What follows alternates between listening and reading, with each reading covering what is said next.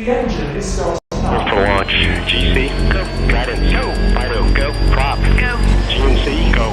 Max, go. Eagle, go. Ecom, Go pending final steps to cabin link check. 1.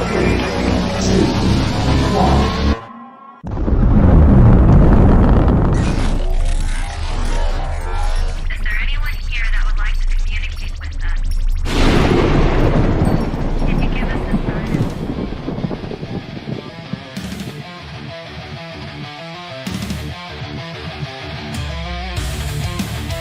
Welcome to the Rift Nation Network, the RNN, putting a slide in your glide and a dip in your hip. Welcome to the mothership, the home of the travelers of the universe. With shows throughout the week, you can find us at Instagram, Twitch, Facebook, YouTube, Spotify, and more. Everything you could want, everything you can need right here, right now. From the paranormal to the supernatural, from comedy to the spiritual. And now, your featured show. Shall we begin?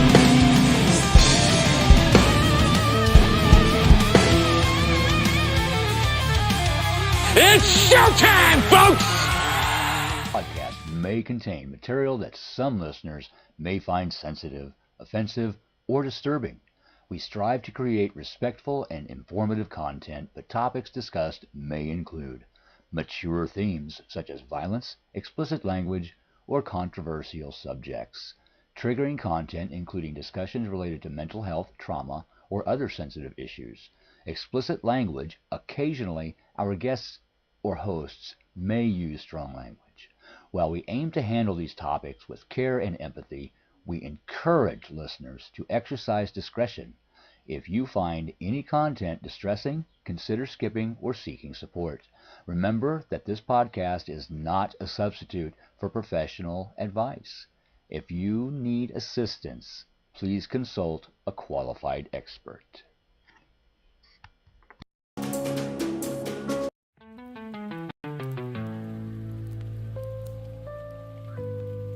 Welcome to the Forgotten Library. Where the books whisper, the shadows listen, and the stories refuse to stay quietly on the shelf.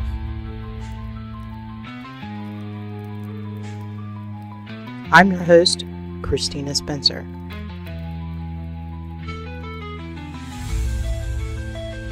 And each month, we explore one novel together.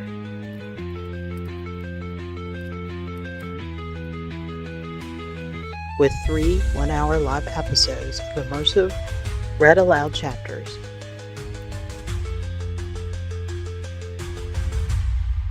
Followed by a live interview with the author who brought the story to life.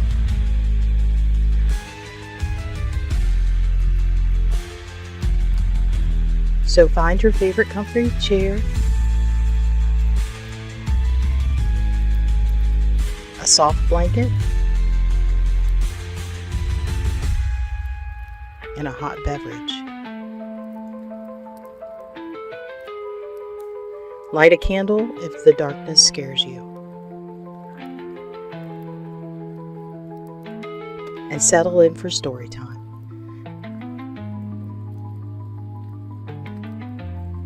Welcome to this week's live episode of Horror, History, and Hauntings Library.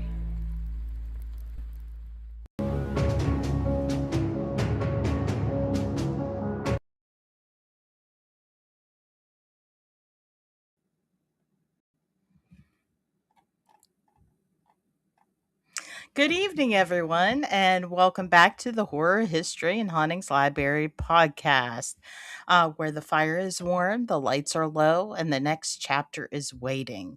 So go ahead, slip into your comfiest jammies, grab a beverage of your choosing, coffee, tea, hot chocolate, or maybe something a little stronger, and settle in for a nice and cozy by the fire read along. Because tonight we return to the water's edge.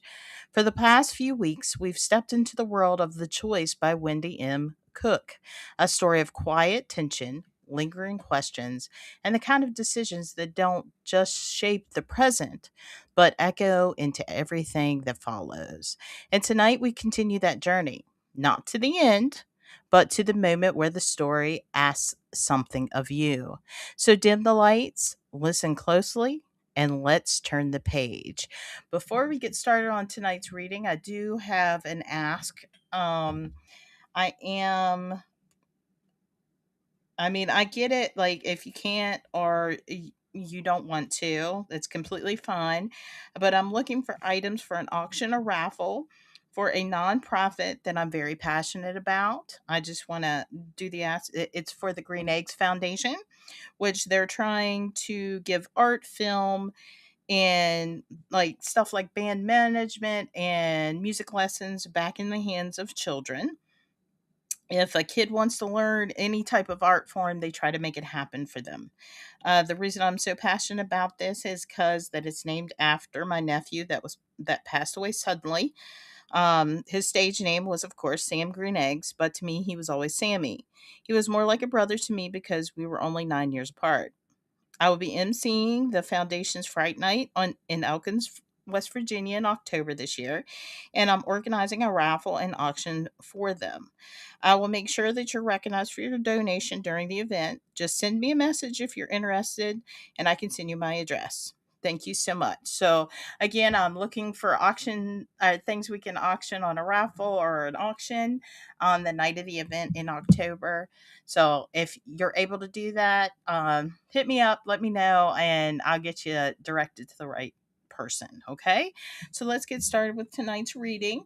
We stopped off on, well, first I got to change glasses so I can see to read. So here's our Batman reveal here. Slip into our cozy glasses, our reading glasses. There we go. And we stopped on page 68 with Scout. So let's jump in right now. And if you do chat, let me check the chat right now, see who's waiting in the wings. Of course, we have our lovely friend Adam. Hey, hey. But let's get oh, we got to get our fire up. What am I doing, huh?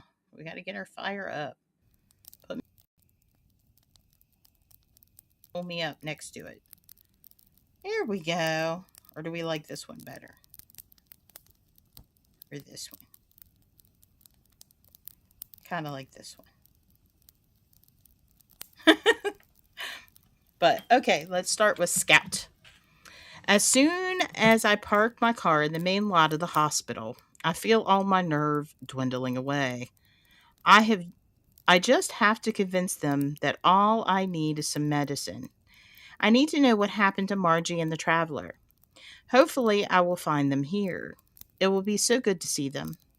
I sit in my seat a bit longer, mustering up the courage to leave the car. What if Cassie comes running out from behind a tree?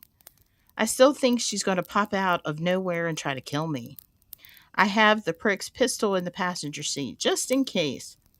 If she comes at me, I swear I'm going to lose it. I love her, but damn, I don't want to end up becoming one of those things. And that's exactly what she is. I look around the parking lot and I make my way up the stairs quickly to the hospital. So far, so good. As soon as I walk into the lobby, I notice the lady at the front desk. She's sitting behind an enormous glass cage of windows. Her fingers are absurdly long, with even longish nails. Her skin is unnaturally white. Her eyes are cold and icy. God, please let me get through this. If I run into one of these things in an elevator, I'll probably die more of fright than anything. I just want to find my friends. Dandelion Mary. As Tyler's mom is opening and closing kitchen drawers like she's on fire, I'm trying with all my might to stay conscious. I'm so close. The front door is just a couple feet away. Make your feet move, dummy. Funny, it only takes about 3 minutes of our meeting to make her lose her marbles. I turn around in time to see down the entryway and into the kitchen. She's holding something in her hand. I turn around and it looks like a butcher knife, long enough to catch a ray of sun from the door. Shit. I had walked in behind her as she turned to leave, grabbing her arm. I didn't want to hurt her, I just wanted to make her listen. Now I'm in her house. The smell of rotten sandwich gets closer as I watch her coming towards me. This moment doesn't seem real. I wish I could move, but my feet are too heavy. I'm terrified at what's coming at me. Her footfalls sound like an elephant. She lets out a high pitched cry. I manage to take a couple steps back. What are you doing? That's all I can muster. Wouldn't that be dumb if that's all the last thing I say? I don't recognize my voice, but I hear my frantic words as it echoes inside her house. What are you doing? I look towards the front door. Why can't I just walk out of here? It's wide open. The sun is shining. It's a nice day. A far cry from in here. I can't let her kill me. In a few minutes, Avalone will be arriving at my house. I can't miss Avalone. I brace myself for the sharp jab of her knife. I turn just in time to see her trip over her own feet. The knife is no longer in her hands and she crumples up on the floor. I stand there for a moment. I can't believe my luck. What do I do? As I get closer, I see the reason. The knife she's holding is now lodged into her neck. Oh shit! I take a step in. The look on her face says she's just as shocked as I am. I kneel down next to her in awe of what just happened. How did you manage that? Seeing her lying on the floor and unable to move was probably the best kind of luck I've had in my whole miserable life. She's making guttural noises now. She's trying to grasp the knife with her hands, and her eyes are glazing over. It's you, she says. No, it's not me. You tripped over your own damn knife. Her eyes are sad and questioning. Should I help? I've done it now, except what have I done exactly? Is it my fault she can't walk and chew gum at the same time? Is it my fault that she's batshit crazy? No. I've done everything over the years to make sure her son felt welcome. None of that matters now. I always feed him dinner. Goodness, there's so much blood. It's starting to get all over her robe. It's getting all over the floor. Her pink robe is turning red. Months of taking care of her son, making sure his needs were met. How is there so much blood already? Everyone knows. Geez, that was quick. I have to get out of here. I have to go. Avalone is coming. Whatever life is in her is gone. Maybe now would be a good time to walk out that front door. I look down at my watch, which surprisingly is clear as ever. I'm not even wearing glasses. Go figure. I now have 15 minutes before Avalon arrives at my house. As I step outside into the warmth and sunshine, relief floods through me. But I'm not completely out of the woods yet. I still have to walk back to my house without the prying eyes of my neighbors. I look at the house, all in neat little rows, all of them the same. Everyone knows. If anybody sees me, they're going to pin it all on me, for sure. I step on the sidewalk, the warmth of the sun hits at my back. I welcome relief from the turmoil behind me. I feel good to leave the house of horrors. She'll probably end up haunting it. The birds are chirping. The day is young, early afternoon. I can't believe the neighbors think I sleep around.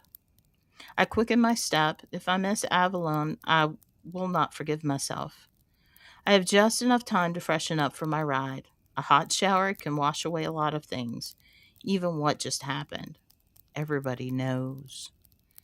I quick get to my front door, glancing down at my watch. I now have 10 minutes. It's all I can think about when I'm in the shower. I wonder how smelly her house will be by the time they find her. Her rotten sandwich smell will probably make all the EMTs choke. I don't care about the fact that she's dead. What I care about is not missing Avalon. That's not bad, is it? So that ends that chapter. And the author herself is in the audience. Hey there. Hey, hey. And let's start with Art. If you had asked Art a year ago about every peculiar thing that happened in Neilsville, he wouldn't have had a thing to say. Or if he did, he could give out a reasonable explanation. Art prides himself on practicality and reason. He's always leaned towards the analytical, but as things would have it, the tides have changed. The negative events that's been plaguing Neilsville for months seem to continue, and it's getting worse. This is doing nothing for him physically. His blood pressure is sky high, and the stubborn ache in his groin never wants to leave. He's pretty sure he has a hernia, and probably an ulcer mixed in with it. This makes simple day to day tasks rather difficult, like getting out of his car. So he sits here in the safety of it, a small buffer between him and the strange world that keeps showing up and pulling him in. And today is no different. Another hour, another crazy ass incident. People are standing around in the street like they're waiting for tickets at the fair. What is it now? Well, folks, instead of a ride on the tilt-a-whirl, we have a dead housewife. And under very peculiar circumstances. Everyone on the street wanted in on the details. How did she meet such a gruesome end? In the middle of the afternoon on an ordinary street where nothing much happens. To Art, everything about this says nefarious. These strange occurrences keep happening all around him. And it all started with Ethel last summer. What could have occurred here that makes sense? Art isn't the first person to be called into scenarios like this one. When he heard the frantic call come up on his ham radio, he knew it was worth checking out. He made it just in time for him to see them wheel out the gurney. He watched as they pushed it down the sidewalk. There's no urgency. One of the wheels is not doing its job. It doesn't touch the ground like it's supposed to. Instead, it squeaks its way down the uneven sidewalk. You have only one job. A sour note for last rites. A white sheet is draped across the top, but he can still see a little hint of a painted toe. Christ, what happened to her? Neilsville is sleepy no more. All the possibilities swirl within his head. He watches as they struggle to get the stretcher into the ambulance. He's probably going to be the one doing the autopsy. I shouldn't be here. He didn't want to linger, and yet that's exactly what he was doing. He needs answers. He looks around, half expecting some to just appear. He scans the faces in the crowd, hoping to find something that looks off. Part of him knew that that was silly. The suspect would have left long ago. He reaches for the bottle of antacids in his glove compartment, popping a few in his mouth. Anything to help his stomach full of holes. What could have happened here that would make sense? He decided he might as well get out of the car, lend an ear to the coroner gossip. As soon as he does, he can almost see it flying around in the air. They found her with a knife shoved in her throat. There was blood all over the floor. She was murdered. Her husband did it. She did like her pills. Maybe her supplier did it. White trash druggie. No, I didn't hear anything either. He looked up and down the street. He spies a small delivery truck parked down the way. The engine turned off. It could just be another curious driver. Or not. But whoever it was, he didn't trust a soul. Not anymore. Oh, I got a few messages here. Wendy says, everybody knows that was a fun scene to write. Never really thought about the stuff ambulance drivers would see. Yeah, Adam, they see a lot of wild stuff, that's for sure. All right. So we're going onwards to another chapter of Dandelion Mary. I've set my one and only suitcase jam packed by the door. It looks pathetic sitting there, but it's ready. I think I want to leave as much as I do. I think it wants to leave as much as I do. I tried wiping it down last night with a cloth, but this kind of dust just doesn't want to come off. Too many years hidden away in a closet. I watch as my grandfather clock strikes 2. The first chime makes me jump in my seat. My hair is still wet from the shower. I was in and out in no time. I didn't want to risk not hearing Avalone over the hair dryer. I sneak a peek out the window. Nothing yet. What if he doesn't show? I feel tingly panic as soon as I think of the possibility. Oh God, don't go there. Don't go there at all. I wash out my coffee cup, drying it with my favorite hand towel. It's the one I've always liked, extra fluffy with a pine tree pattern hemmed at the bottom. Not a stitch out of place. I never had that kind of patience for needlepoint. I fold it neatly in half and leave it by the sink. The kitchen is spotless, as it's going to be. I walk past the microwave for the last time. For the past month, the inside of it was stained with everything we've eaten over the last 2 weeks. It took a while, but I managed to get it all off. My final gift to them, a clean kitchen and house. I pull on my favorite dress, the one that fits me like a glove. I'm astounded it still fits. I bought it 2 years ago in the middle of an emotional day. It was a spur of the moment kind of purchase. The best kind, if you ask me. When I tried it on, I just couldn't take it off. The way the material felt against my skin was almost magical. I couldn't bear to part with it, so I didn't. I love this dress. It makes me feel like the better version of myself. Retail therapy is highly underrated. I hear someone pulling into the driveway. Oh God, he's here. I'm too afraid to look. The car is idling in my driveway. Oh, this must be him. I carefully pull back the kitchen curtains. I see a shiny black Mustang. The driver rolls down the window, looking in my direction. The only thing I can see is his sunglasses. They take over his entire face. He smiles, showing a massive row of teeth. He is so tan. I know in my heart this is Avalon. Let me just get my bags, I yell out. Of course, darling. It's in that same sultry tone I heard coming from the heating vent. How did he manage that? I never know. I don't care to know either. All that matters to me is that he's here right now. He's entered my universe. I watch as he gets out of his car, staring in my direction. He probably thinks my house is a dump. There's so many things wrong with it. The uneven setting of the pavement, the shabby state of our roof and siding. I stand there in my nervous mentality as he puts my luggage in the back. I try and temper down my panic. His cologne smells like a mixture of pine and musk. I'm committed now. I don't dare set foot back into the house. The screen door has already slammed shut. That's it. I'm so overwhelmed, I don't know what to say.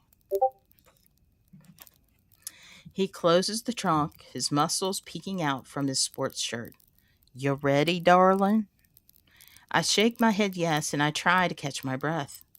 My husband has never called me darling in my entire married life.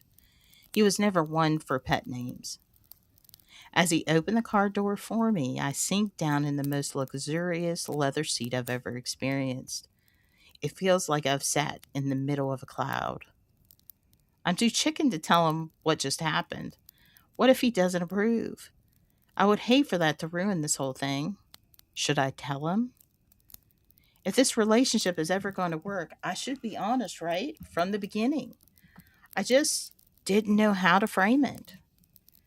As he backs up the car, I muster up the courage. Just do it. I feel like passing out, but I push through it. Avalone? I squeak out. He turns his head and smiles. His hair is wavy and dark. He has chiseled features and the beginning of a 5 o'clock shadow. He's so handsome that I can barely sit still, and he's right next to me. I try not to think about that as I blurt out the words. I have to tell you something.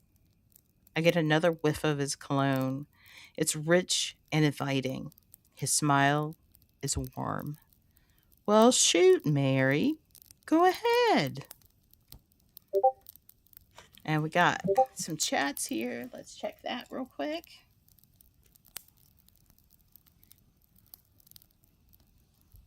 Hi, Michelle. Welcome. And Howie tips top hat listening at work. Thank you, Howie. I appreciate that. Wendy's like, Mr. Avalone has arrived. All right. And now we're on to Mavis. As soon as I walk into Margie's room, a fresh wave of guilt falls over me. I should have visited more. She looks so frail and childlike against the small white of her pillow. Her eyes light up as she sees me. Mavis?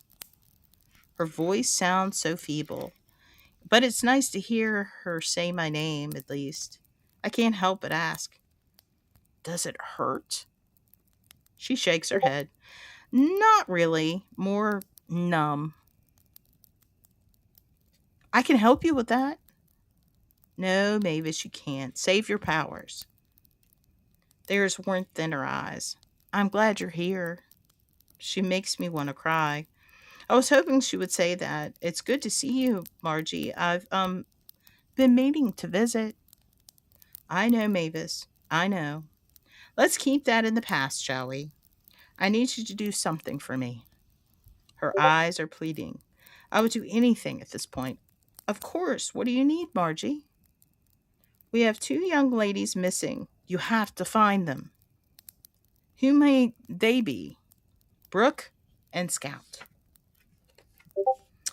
I knew who she was talking about before she even said it, but these were tall orders, and I hate meddling, especially when it comes to humans.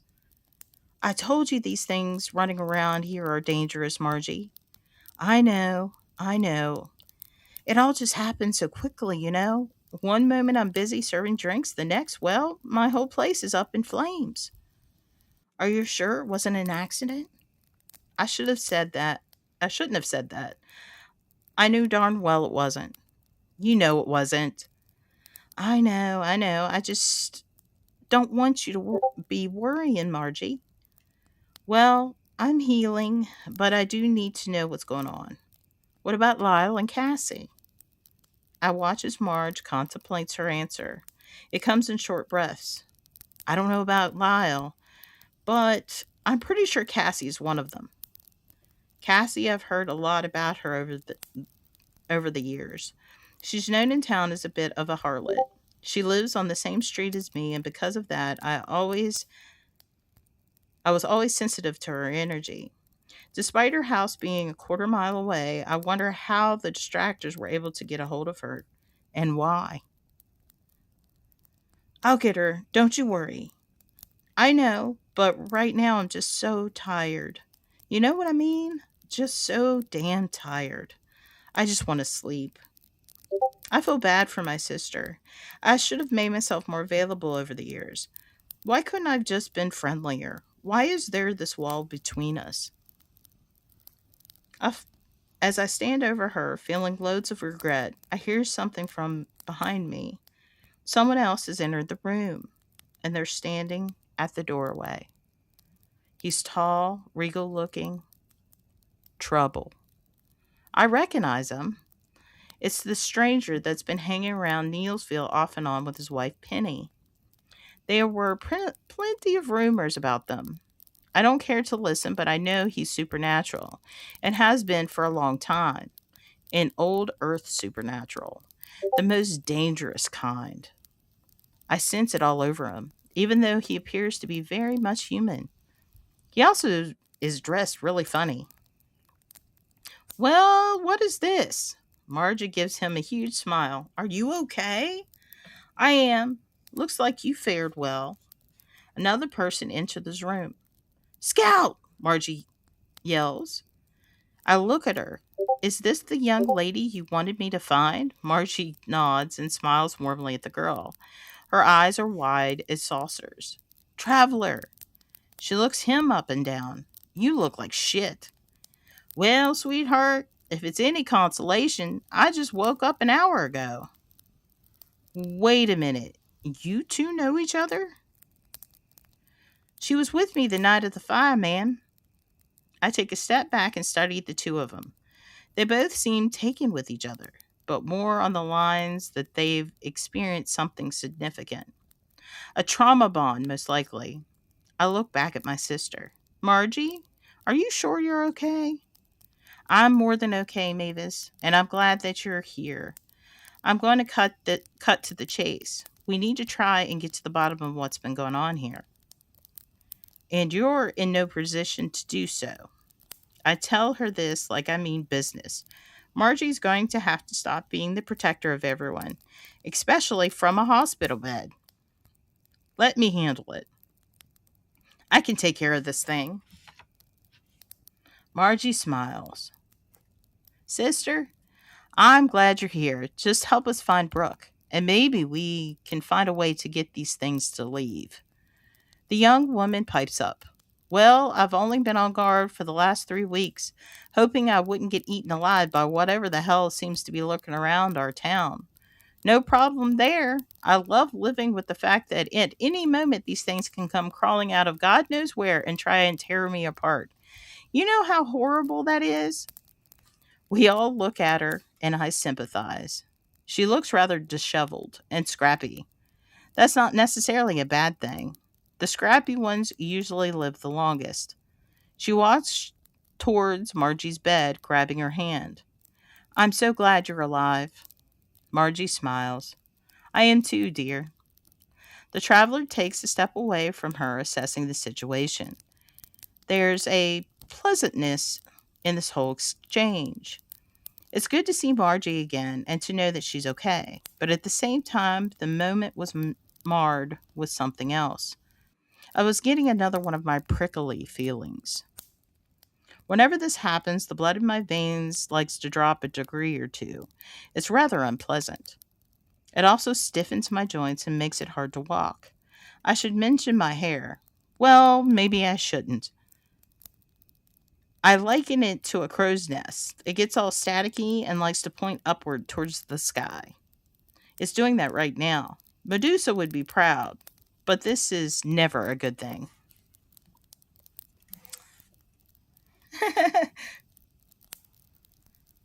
My mind went to zombies with describing these things that will get to them. Yeah, we'll definitely get there. They are kind of zombie ish. Dandelion Mary. I need to stop for gas, Evelyn says. He moves the gear shift with an ease and confidence of someone who's very much in control. It makes me take notice of exactly who I'm sitting next to. It only solidifies my decision. I feel more alive than I ever have in my entire life. Part of me still thinks that I'm going to screw it up somehow. Give him a reason to drop me off at the next exit. What if he changes his mind? I'm not sure what he is. Is he a ghost, a god, or an angel? Maybe he's a mix of all three. But whatever he is, he's not human. He can't be if he can talk to me through heating vents. And yet, who cares? I sure didn't.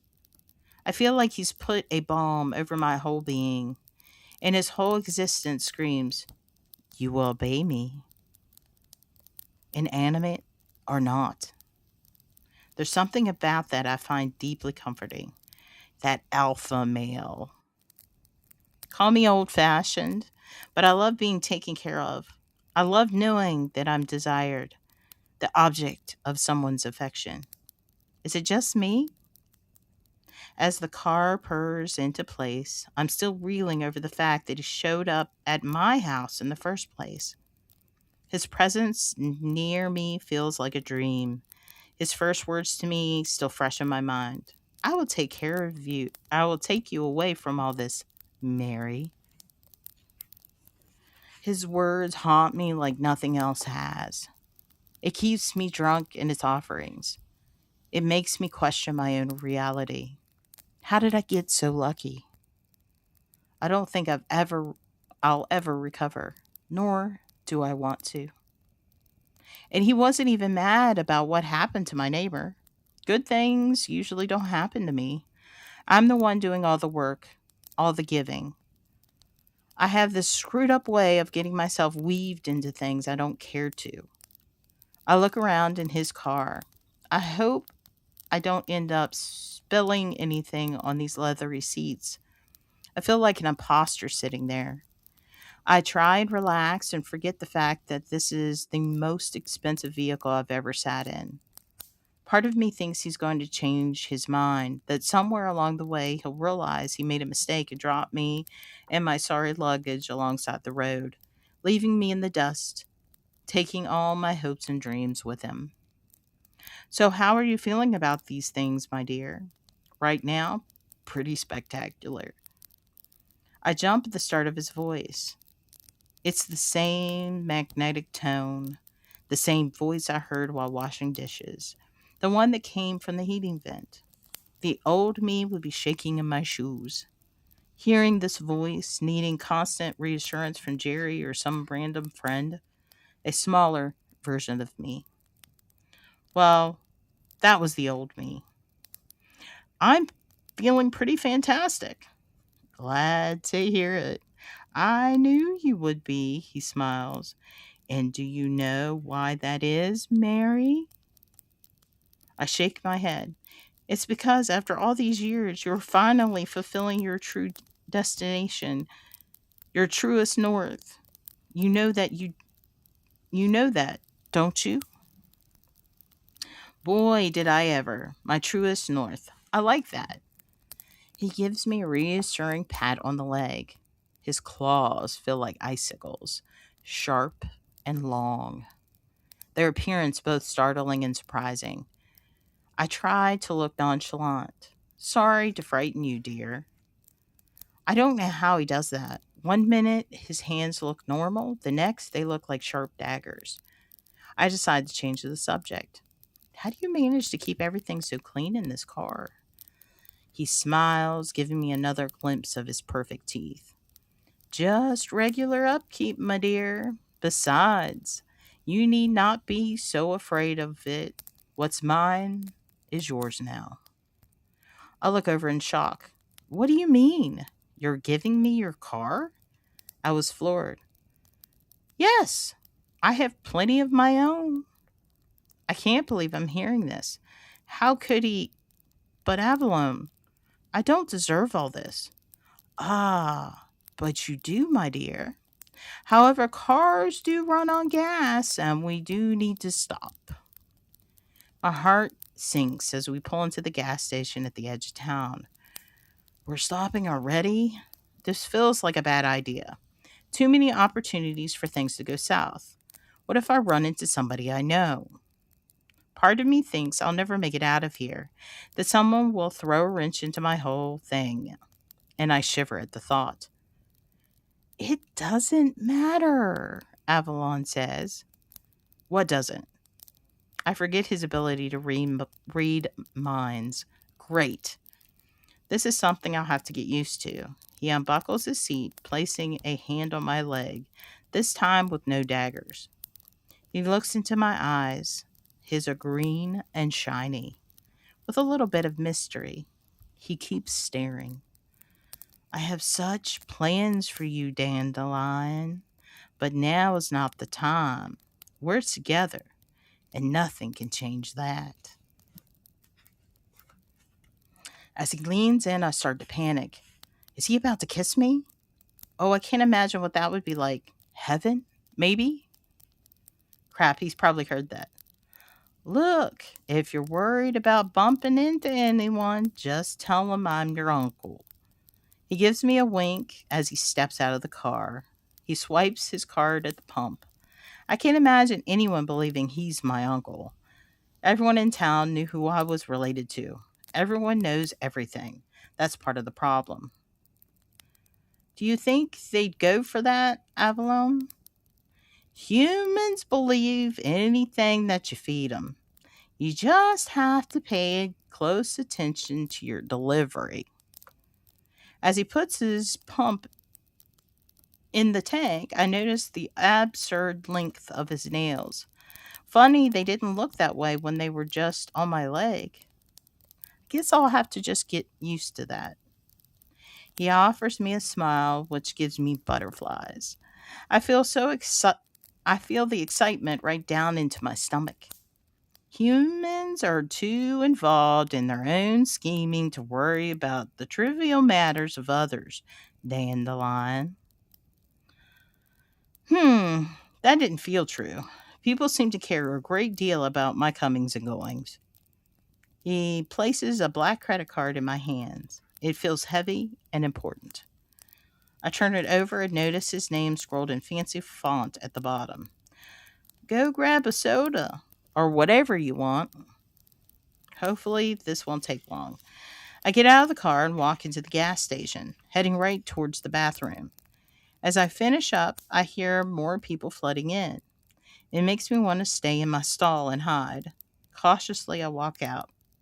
Over the course of 2 minutes, the store seemed to have grown with clusters of people. This isn't good. I walk down the snack aisle, trying to stay inconspicuous. He never said that he never said what he wanted. I'll take my best guess and grab a few bags of snacks. It was then that I hear it. I find a rack of postcards and shrink down behind it. The voice sounds familiar and it's coming from the front of the store. Oh God. A sense of dread runs through me as I run through all the possibilities. Who am I kidding? I know exactly who this is. Of all the people to run into today, it would have to be her. She's going to ruin everything. If I walk out the front, she's bound to see me. What are the odds? Maybe she'll just quickly dodge out of here and leave, and that's the best case scenario right now. I stand in front of the giant fridge considering what to grab and praying for a miracle. Mary? Crap, she's right behind me. Do I acknowledge her? What are you doing? She asked. I turn around. Her hair is wavy, too perfect for this time in the afternoon. Her lips are smothered in lip gloss. She gives me a forced smile. I don't return it. I'm so mad I want to punch her lights out. What the hell? What the hell do you think I'm doing, Kendall? I'm getting gas and snacks. Oh,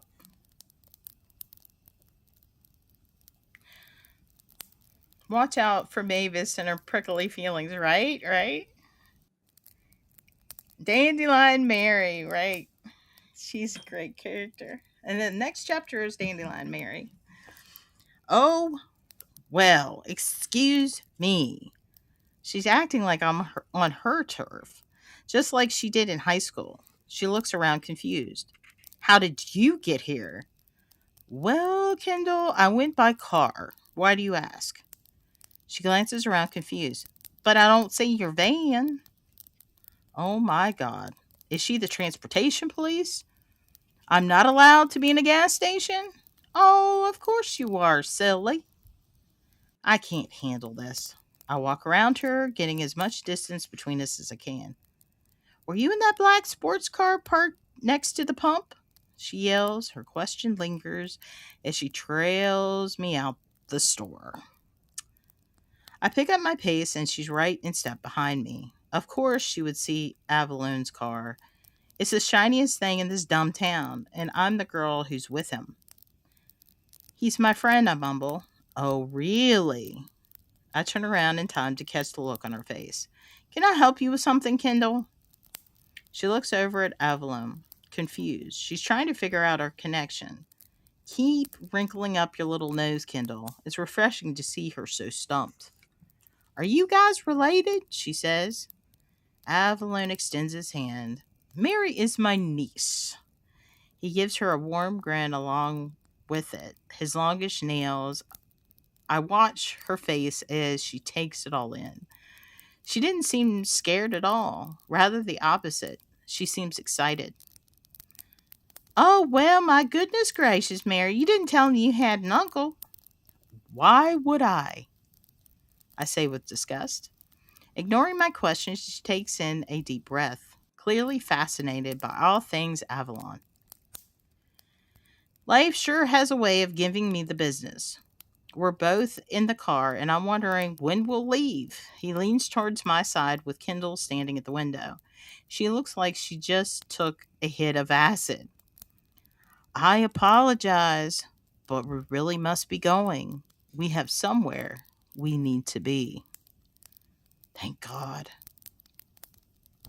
Oh, yes, well, where y'all headed? For the love of Pete. Avalon gives me a look, and I wish that I had his ability to read minds. It feels good to have him here, in my corner. And Kendall is busy being herself, all determined and ruthless. We were just headed out of town, toward that farm down the road. You do know it, don't you?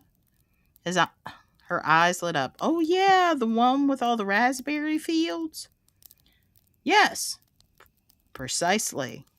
We thought we'd make a pit stop there on our way. You're welcome to join us if you'd like. We were thinking of picking some berries this afternoon. I think all the air was just sucked out of the car. Evelyn, I don't want to go berry picking with Kendall. Just follow us there, my dear. Follow us? What? She looks like she's been plugged into a wall socket. Oh, this meddlesome woman with her lip gloss and cheap perfume. Why can't I get rid of her? Sounds good. I swear she skipped back to her car. I wait until she's out of hearing distance. Avalon, are you kidding me? I thought we were leaving. How could he fall for this? He gives me the widest grin, pulling out of the gas station and onto the road. Oh, wait till you see what I have planned. I think you'll be quite pleased. I'm agitated as I watch Kendall's car behind us. Is this really happening right now? She's trailing us to some berry farm? Of course she is. Avalon, can we just skip it and get the hell out of here? And what's with the berries? Can't we just leave? His dark hair blows in the wind. He has the most perfect hair. And he looks deep in thought. If only I knew what he was thinking. Patience, my dear. Trust me. You don't want to miss this. Scout. I can't believe it. We're all here together. Margie looks a little sheepish, but she's going to be okay. She and the traveler are going to live. This makes me feel so much better about things. But I still need to find a doctor that isn't a distractor to give out some medicine. Oh dear. I can help you with that. You don't need medicine. It's Mavis. I keep forgetting she can read minds. It's a little creepy sometimes. Brooke told me plenty about her. The crazy twin sister of Margie that everyone thinks is a witch. The one who likes talking to trees and running fishing boats into stumps with the fishermen still in it. They could sometimes hear her maniacal laugh from on shore. It was enough for most of the fishermen to avoid the area altogether. This was the talk of the town, at least. I sure didn't blame them. People here are afraid of Mavis, and for good reason. Knowing this, it's hard standing next to her in this room. I can almost feel her magic radiating from her, especially from her hair. It was still standing on end just a minute ago. I can't begin to think how that even works. Cold shivers run down my back as I glance in her direction. She gives me a scowl. Crap. I don't want her mad at me. That's not the kind I am, Scout. Shit, she heard me. I feel bad thinking like that, but I can't help it. Oh my God, I'm so sorry. I didn't mean to offend you. None taken. Please note, I don't go around town hurting people. Of course not. Sorry. I think she's trying to figure me out, and I'm still shivering. She stares at me for the longest time. There's no need to be afraid, Scout. I don't go around harming people, unless, of course, they had it coming. That's the problem. I might have it coming. I hope she knows my intentions are good. I just want to help the town like she does. I want to get to the bottom of things here. I watch as she looks over in the direction of the television. A look of shock crosses her face. She turns back towards her sister lying on the bed. Margie, where's the remote to the TV? Margie lifts her head up, looking around. Sorry, not sure where that thing went. Oh, forget it. Mavis points her long finger toward the TV, turning it on telepathically, and it switches immediately to the news channel. The reporter's booming voice is heard from the TV. We're getting reports now that the plane has gone down. The lights in the room start to flicker, and I hear Margie's voice. Mavis, what's happening? I don't dare move. Everything around the room is coming to life. The blinds are blowing, and there's no wind. The lights of the room are switching on and off. The traveler speaks up. Scout, why don't you come here by me? He doesn't have to tell me twice. I quickly walk over as he places a hand around my shoulders, shielding me from whatever is happening in the room. A few of the drawers are opening and closing by themselves. I lean into the traveler. What is happening? He paused for a moment. I'm not sure, but I think Mavis is getting some information. We all stare at Mavis and watch her hair. The strands float around her like she's underwater. I'm close enough for one of them to touch me. I sure hope it doesn't. Mavis, stop. What are you doing? It's Margie. She looks so scared from her hospital bed. I want to reach out to her, but the traveler still has me in his grip. Mavis doesn't answer. Instead, she closes her eyes and yells out, Everyone on that plane has passed away. We stare at the TV caster and then at Mavis. What plane? I ask. That plane bound for Mexico? In the news? Everyone on it has perished. This includes some of your friends. She looks over towards the traveler. He loosens his hold and I feel his sigh against my cheek. Who's on the plane? I ask. She gives me a grim look. Your Aunt Cassie, for one. Other supernaturals, too. I feel a punch in my gut. What? The traveler perks up at that. Who do you mean? You might have encountered them a few months ago. They are powerful and they are sisters, Avery and Iris, and also their brother Marcus. They were all on the plane. But they will replicate. They will be okay. It's the two humans. Although at the time they were distractors, which is Cassie and some singer. I let her words resonate. Oh my God, Lyle's gonna freak. Cassie's gone? I look over at the traveler who appears just as baffled. I did meet those sisters, and Marcus as well. He was that strange boat ride last summer. We should get word out to Lyle. Oh my God, Lyle. This is gonna kill him. Margie sits up in her hospital bed. Cassie was one of the last people in my bar. She sure didn't act like herself that night. Mavis nodded. Yes, at that point, she was already turned. The traveler perks up. You know, I could smell it on her that night. The demon in her. I tried getting to her, but she flitted out of the place before I could do so. Margie gives him a look. Oh, poor Lyle. We have to let him know, I say. He may suspect something already. We need to find him. This is going to kill him, if the distractors haven't already. I look over at the traveler who is lost in thought. Mavis pipes up. Care to speak? He runs a hand through his thick hair. It's the work of Avalon, no doubt. But why would he kill his own?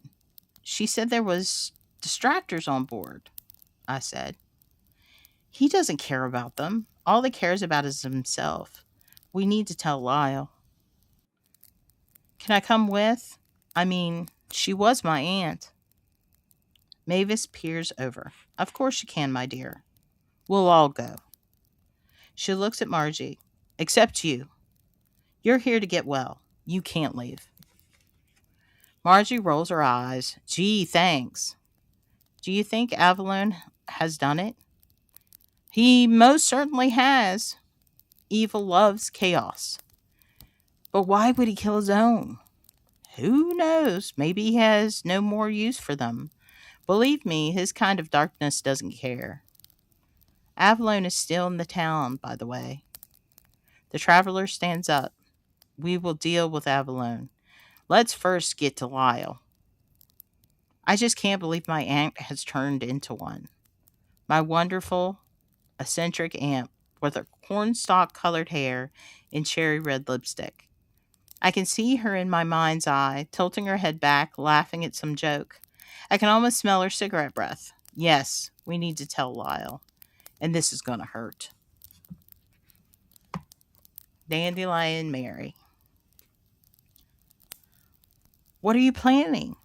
Avalon doesn't answer. He just gives me a sly grin. Fine by me. I didn't feel much like talking anyway, especially since he's invited Kendall to come with us. As we near the farm fields, I see that she pulled her car over to the side of the road.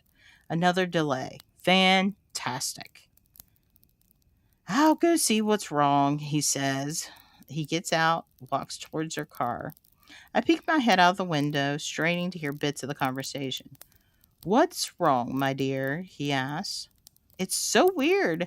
It's like nothing in my car works anymore. I watch Avalon as he slowly walks around her car. Can you pop the hood? I'll take a look. She pops the hood and he walks to the front to see. I hear his voice in the distance. Can you try starting the engine again? I guess Avalon knows a little something about cars. It soon starts up. Good, let's get out of here. It looks like it's working now, my dear. I can hear her voice. Are you sure? I mean, everything just turned off. Avalon gives her a smile. Yeah, cars are fickle that way. I guess so. I watch as Avalon gives his attention to something on the side of the road. Hey, look! He points towards the woods. Looks like a good amount of berries over there. Let's go get some. He walks over to the line of bushes and starts picking some of the berries. Oh, these are nice and ripe. Just perfect. Kendall, you simply must try one of these. She's still in her car. She pops her head out the window. I'm afraid to turn it off. What if it doesn't start again? Oh, but it will. I promise. I really wasn't sure what to make of all this. I felt like a spectator. As Kendall turned off the engine, she gets out of her car and joins Avalon by the bushes. I'm so ready to get going, but decide to get out and join them. The air suddenly feels much heavier than it did a minute ago. The outline of Avalon and Kendall standing at the road is starting to blur. What's going on? I vaguely hear the two of them, but it feels like an invisible wall is separating us. They look much farther away. Well, you should eat it before it starts to turn. No one likes a rotten berry. Isn't this someone's property? She says. No, my dear. This is all just for us. Avalon eats another handful, a funny look on his face. He looks rather strange, even scary.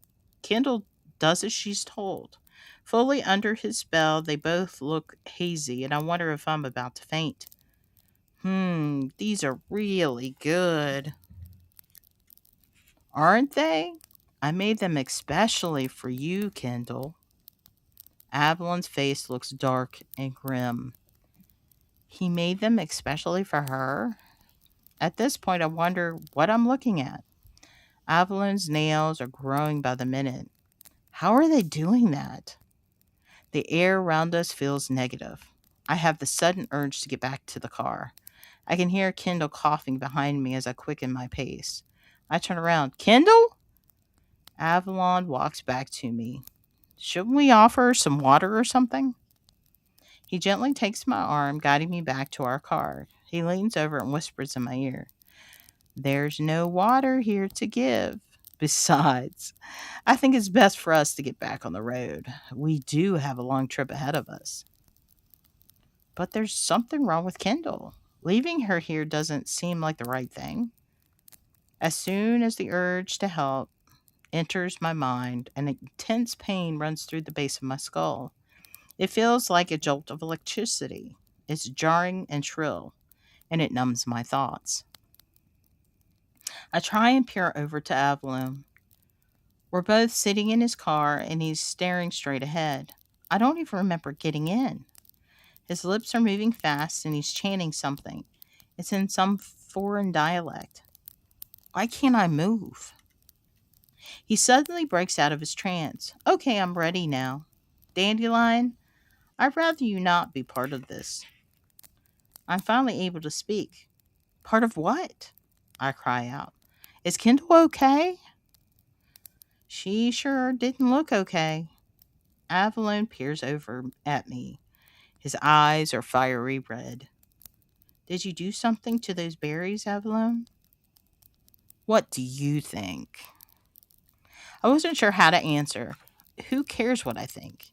We should be going to doing the Heimlich maneuver or something. Smoke is billowing out from her car, and she's still in it. Just get out of the car, Kendall. Why isn't she getting out? I didn't like Kendall, but I'm not watching her burn alive. I look over at Avalon. Shouldn't we help? He doesn't answer. He's immersed in his chanting. As the tone of it becomes louder, the flames in her car start to rise. Oh no. Shouldn't we do something? I ask in horror. He ignores my question. Quite soon, Mary. Kendall's car will be completely engulfed in flames. It already is. I watch in terror, glued to my seat. I want to help her, but as soon as I think this, I get another sharp pain in my head.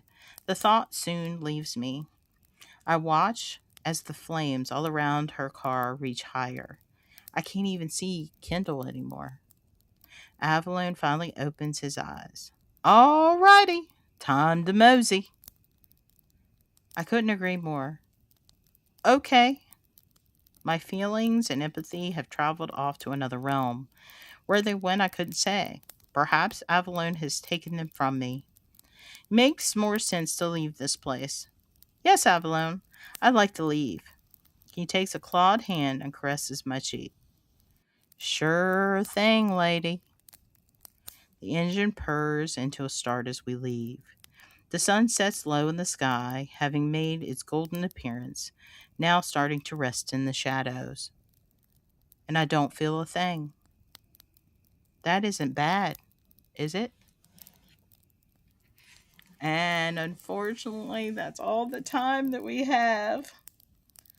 And that is the final reading of The Choice by Wendy M. Cook.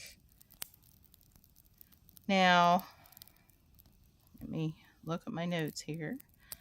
And that's where we leave the story for tonight. But it's not the end. But at this moment where the choice becomes yours. If you found yourself drawn into this world, the mystery and the tension, the quiet pull of what comes next, we encourage you to pick up a copy of The Choice by Wendy M. Cook and experience the rest of the journey for yourself. Because some stories are meant to stay with you long after the final page. But our journey with this story isn't over just yet. In our next episode, we sit down with Wendy M. Cook herself for a live author interview where we'll go beyond the pages, talking about the inspiration behind the choice, the meaning behind the story, and the creative process that brought it all to life. So if you've been wondering what lies beneath the surface of the story, you won't want to miss this. Thank you for joining me again tonight on the Horror, History, and Hauntings Library podcast, where the fire is warm, the lights are low, and the next chapter is always waiting. Until next time, keep the fire burning, keep the stories close, and as always, thank you all for watching. Good night and sweet dreams. Bye-bye, guys.